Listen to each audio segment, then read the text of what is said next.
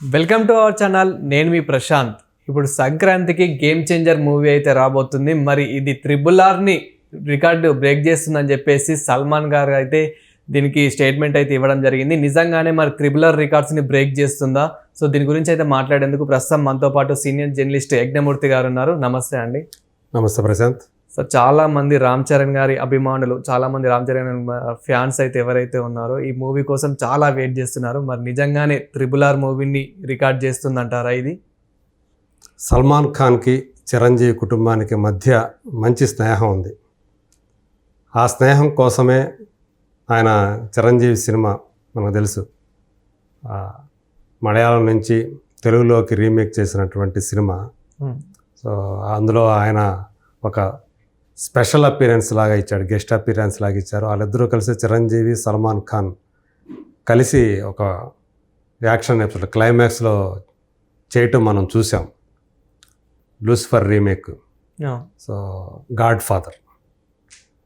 అది కేవలం ఆ రెండు కుటుంబాల మధ్య ఉన్నటువంటి ఆ స్నేహం, ఆ రిలేషన్షిప్ కోసమే ఒక్క పైసా కూడా రెమ్యూనరేషన్ తీసుకోకుండా సల్మాన్ ఖాన్ ఆ క్యారెక్టర్ చేశాడు. సో చిరంజీవి కోసమే.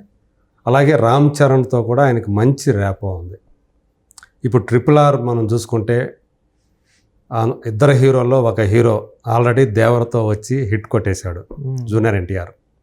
ఇప్పుడు ఈయన మీద ఉంది బాల్. ఇప్పుడు ఈయన కోర్టులో ఉంది, రామ్ చరణ్ కోర్టులో ఉంది. ఆయన జూనియర్ ఎన్టీఆర్ లాగా ఈయన కూడా హిట్ ఇస్తాడా అంటే అది కూడా దేవర కూడా పెద్ద బ్లాక్ బస్టర్ ఏం కాదు, హిట్ రేంజ్కి వచ్చింది.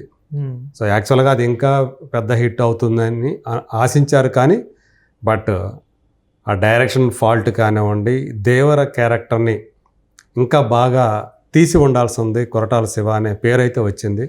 అందుకు తగ్గట్లుగానే అంతవరకు 400 కోట్ల రూపాయల చిల్లర వచ్చేసి ప్లస్కి వచ్చేసి అది ఆగిపోయింది. దాని పొటెన్షియల్ అంతవరకు అన్నట్టుగా ఆగిపోయింది. ఇప్పుడు మరి ఈ సినిమా ఇది ఏకంగా అంటే RRR ఏదైతే కలెక్షన్ సాధించిందో దానికి రెట్టింపు కలెక్షన్స్ని సాధిస్తుంది. అంత పొటెన్షియాలిటీ గేమ్ చేంజర్కి ఉంది అని చెప్పేసి సల్మాన్ ఖాన్ ఏదైతే స్టేట్మెంట్ ఇచ్చాడో అది ఇప్పుడు ఆయన ఇచ్చిన స్టేట్మెంటు బాగా వైరల్ అవుతూ ఉంది, మీడియాలో కానివ్వండి, సోషల్ మీడియాలో కానివ్వండి. సో ఆయన మామూలుగా ఏంటంటే తనకు ఉన్నటువంటి ఆ స్నేహ బంధంతో ఆయన ఒక ఆశాభావాన్ని వ్యక్తం చేశాడు. మరి నిజంగా గేమ్ చేంజర్కి ఆ సీన్ ఉందా అని చాలామంది క్వశ్చన్ మార్క్ పెడుతూ ఉన్నారు.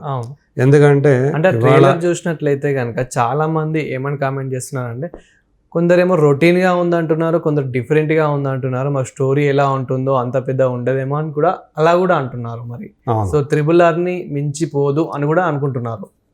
RRR మనకు తెలుసు అది ఆల్మోస్ట్ 1300 కోట్ల రూపాయలని గ్రాస్ కలెక్ట్ చేసింది వరల్డ్ వైడ్గా.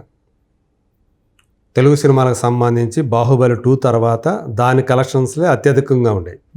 సో ఇప్పుడు పుష్ప 2 వచ్చి అటు RRRని ఈవెన్ బాహుబలి 2ని కూడా దాటేసి నెంబర్ 1 పొజిషన్లోకి వచ్చింది తెలుగు సినిమాల పరంగా చూసినప్పుడు.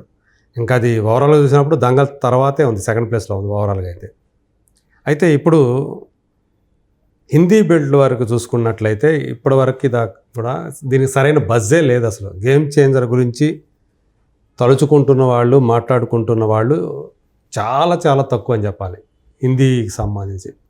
ఈవెన్ దేవర కూడా అక్కడ ఎంతో కొంత 30 crores నెట్ సాధించింది. అది పర్వాలేదన్నమాట దేవర. ఎందుకంటే ఆ జూనియర్ ఎన్టీఆర్కి వచ్చినటువంటి ఆ అప్లాజ్ ఏదైతే ఉందో RRR ద్వారా అది కొంచెం అది రాబట్టింది. జాన్వీ కపూర్ యాక్ట్ చేయటం దానికి ఒక అదనపు ఆకర్షణ అయింది. సినిమాలో ఆమె క్యారెక్టర్ తర్వాత అంత బాగాలేదని వచ్చింది కానీ బట్ సంహౌ కొంచెం అది హిందీ బెల్ట్లో వచ్చేటప్పటికి కొంచెం ఆమె యాడెడ్ అడ్వాంటేజ్ అయింది ఆ సినిమాకి. గేమ్ చేంజర్కి వచ్చినటువంటి ఇబ్బంది ఏంటంటే ఈ సినిమాకి ముందు శంకర్ భారతీయుడు 2 అంటే ఇండియన్ 2 అనే సినిమాని డైరెక్ట్ చేశాడు. ఆ సినిమా డిజాస్టర్ బాప్ లాగా అయింది. అన్ని భాషల్లో కూడా తమిళం సహా ఎక్కడ రిలీజ్ చేస్తే అక్కడ డిజాస్టర్ అయింది. అది వెనక ఆ నేపథ్యంలో ఆయన తీసినటువంటి ఈ సినిమా మీద కూడా దాని రిఫ్లెక్షన్స్ పడుతూ ఉన్నాయి. అవును, మరి దానిలాగా ఉంటుందేమో. ఎందుకంటే ఫ్లాప్ అవటం వేరు సినిమా, ఎందుకు ఫ్లాప్ అయింది అనేది కూడా ఒకటి ఉంటుంది కదా. అసలు ఆయన డైరెక్షన్ మీద ఇప్పుడు చాలామందికి సందేహాలు కలుగుతున్నాయి. ఆ సినిమా చూసిన తర్వాత, ఇండియన్ 2 చూసిన తర్వాత అసలు ఇది శంకర్ మార్క్ ఎక్కడా కనిపించలేదే. ఒకప్పుడు శంకర్ సినిమా అంటే ఎలా ఉండేది అసలు. భారతీయుడు సినిమాతో పోల్చుకొని భారతీయుడు 2 ఇంత క్రింజ్ ఫీలింగ్గా ఉందేంటి, అసలు ఇది ఆయన డైరెక్ట్ చేసిన సినిమానే కాదు అని అట్లా దానిని చాలా చాలా నెగిటివ్గా తీసుకున్నారు దాన్ని. ఆ సినిమాని ఆయన తీసిన విధానం ఆయనకి చాలా నెగిటివిటీని తీసుకొచ్చింది. ఇంకో పక్క చూస్తే ఇప్పుడు దాకా వచ్చినటువంటి ప్రమోషనల్ కంటెంట్ ఏదైతే ఉందో గేమ్ చేంజర్ని, అది పెద్దగా ఉపయోగపడలేదని చెప్పాలి. పాటలు వచ్చాయి, ఒక మోస్తరుగానే విజయం సాధించాయని చెప్పాలి. పాటలు జనాలకు ఆ పాపులారిటీ అది పర్వాలేదు, అంతేగాని ఓ సూపర్ గీపర్ అన్నట్టుగా ఏం రాలేదు. కాకపోతే ఇక్కడ ట్రైలర్ రిలీజ్ అయిన తర్వాత మీరు అన్నట్టు యాక్చువల్గా తండ్రి కొడుకులుగా ద్విపాత్రలు చేశారని ముందే చెప్పారు.